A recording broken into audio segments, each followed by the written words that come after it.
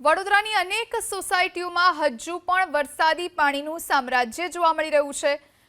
Waghodia road પર આવેલી પ્રથમ રેસિડેન્સી પાણીમાં ગરકાવ। વરસાદ રોકાયાના કલાકો બાદ પણ વડોદરામાં જળબંબાકારની સ્થિતિ। પ્રતાપનગરની કેટલીક સોસાયટીઓ હજુ પણ પાણીમાં હોય એવું જોવા મળી રહ્યું છે। કેટલીક સોસાયટીઓમાં ઘૂંટણસમા પાણી, કેટલાક વિસ્તારોમાં સિટી બસ સેવા પ્રભાવિત।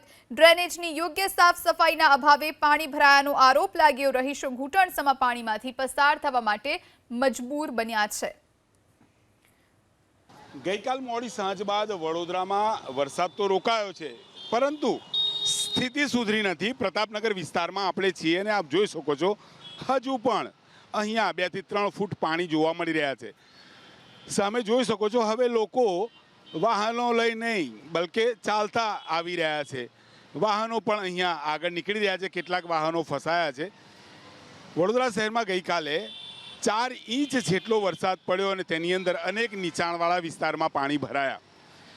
વિશ્વામિત્રી નદીમાં પણ પાણી ભરાયા છે। તેના જે નીચાણવાળા વિસ્તારમાં રહેતા લોકો 200 થી 250 લોકોનું સ્થળાંતર કરવામાં આવ્યું છે, પરંતુ સ્થિતિ એ છે કે અહીંયા જે આગળ આપ જોઈ શકો છો અનેક લોકો ચાલતા આવી રહ્યા છે, કેમ કે આગળ એટલા બધા પાણી ભરાયા છે કે હવે લોકો પાસે રસ્તો નથી।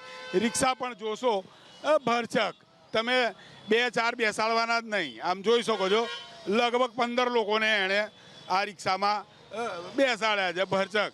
હું થયું કે કેટલા અંદર પાણી છે, ઘૂંટણની ઉપર સુધી પાણી છે, અંદર ઘૂંટણ ઉપર સુધી પાણી છે।